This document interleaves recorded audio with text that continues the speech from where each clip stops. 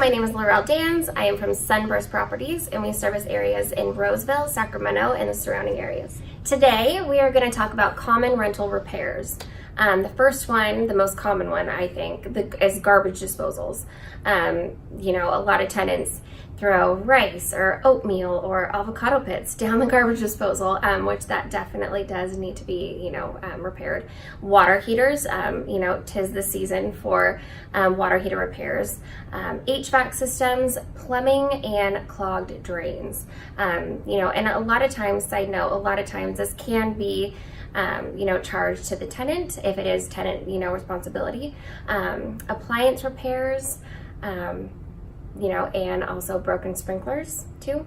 So these are all common, very common rental repairs, just to be prepared for. If you have any questions or would like to learn more, please feel free to contact us.